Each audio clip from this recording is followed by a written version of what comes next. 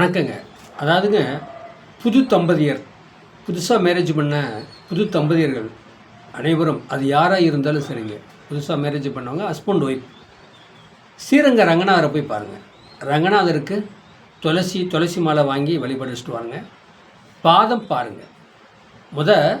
Husband wife கல்யாணம் முடித்த புதுசாக கல்யாணம் முடித்த தம்பதியர் முதல் கடவுள் விநாயகரை கும்பிடணும். அடுத்து ஸ்ரீரங்கம் போகணும். ஸ்ரீரங்கம் போய் ஸ்ரீரங்க ரங்கநாதர் சைன குளத்தில் இருக்கிற பெருமாளை பாதம் பார்த்து முகம் பார்க்கணும். நம்மளுடைய கர்மா பாவம் கழியும்.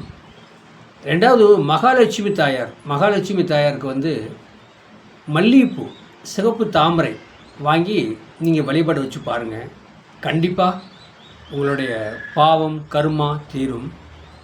நீங்கள் புது தம்பதியர், உங்களுக்கு பிறக்கக்கூடிய குழந்தை மகாலட்சுமி தாயாராக பிறக்கணும். அப்போ தானே வீட்டில் குபேரன் குடியிருப்பார், மகாலட்சுமி தாயார் குடியிருப்பாங்க.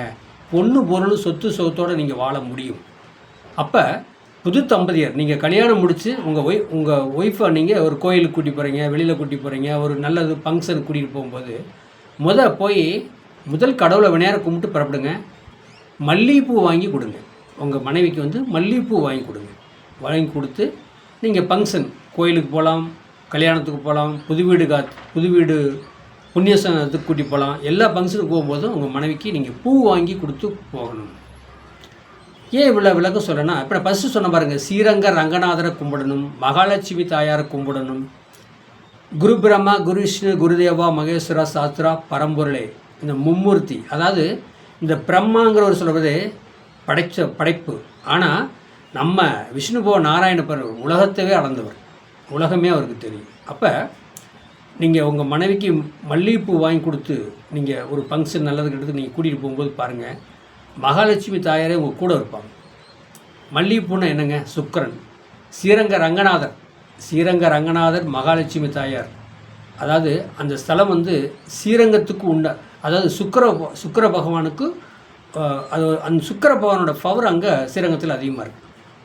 அதனால தான் சைன குளத்தில் பெருமாளும் மகாலட்சுமி அங்கே இருக்கிறாங்க, குடிகொண்டு இருக்கிறாங்க. சுக்கிரஸ்தலம் ஸ்ரீரங்கம் ரங்கநாதர்.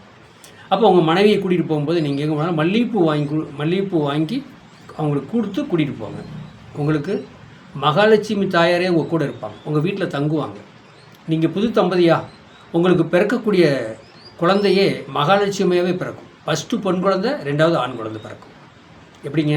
ஃபஸ்ட்டு பெண் குழந்தை மகாலட்சுமி தாயார், ரெண்டாவது பெருமாள் ஆண் குழந்தை இப்போ கண்டிப்பாக பிறப்பார். அந்த வீட்டில் போய் பாருங்கள், பொண்ணு பொருள் சொத்து சோகம், காரு வண்டி வாகனம் எல்லாமே இருக்கும். நாங்களாம் சில வீட்டுக்கு சில பங்களாவுக்குலாம் சாதகம் பார்க்க போவோம். போய் பார்த்தோன்னே நாங்கள் ஸ்கேன் பண்ணிடுவோம், மகாலட்சுமி தாயார் குடியிருக்கிறாங்க, பெருமாள் குடியிருக்கிறாங்க அப்படின்னு சொல்லி நாங்களே எங்களுக்கு மனசில் ஓடும். இதுக்கு பேர் பிரசனம்னு சொல்லுவாங்க. ஏன்னா சோழி பிரசனம், வெத்தலை பிரசனம், சாமக்கோள் பிரசனம் அப்படிங்கிறத நாங்கள் வச்சுருப்போம். உடனே நாங்கள் பார்த்துருவோம். அந்த வீட்டுக்குள்ளே போகும்போதே பிரசனம் போட்டு பார்ப்போம். சாமக்கோள் பிரசனம் போட்டு பார்ப்போம். அது கரெக்டாக காட்டும், மகாலட்சுமி தாயார் குடிகொண்டு இருக்கிறாங்க அப்படிங்கிறத தெளிவாக காட்டும். உங்கள் மனைவிக்கு மல்லிகைப்பூ வாங்கி கொடுத்து எங்கே வேணால் கூட்டிகிட்டு போங்க. கோயிலுக்கு போகிறீங்களா, கல்யாணத்துக்கு போகிறீங்களா, வீடு பால் கச்சுறோம், அப்போ புண்ணியத்துக்கு போகிறீங்களா, இதுக்கெல்லாம் பார்த்திங்கன்னா உங்கள் மனைவிக்கு மல்லிகைப்பூ வாங்கி கொடுத்து அவங்கள கூட்டிகிட்டு போங்க. மகாலட்சுமி தாயார் எப்போவும் உங்கள் வீட்டில் குடிகொண்டு இருப்பார். உங்களுக்கு பிறக்கக்கூடிய குழந்தை மகாலட்சுமி பெருமாளாக பிறப்பாங்க.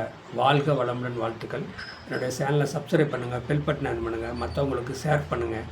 95 14 77 10 74 நம்பருக்கு வாட்ஸ்அப்பில் சாதகம் அனுப்புங்க. வாழ்க வளமுடன்.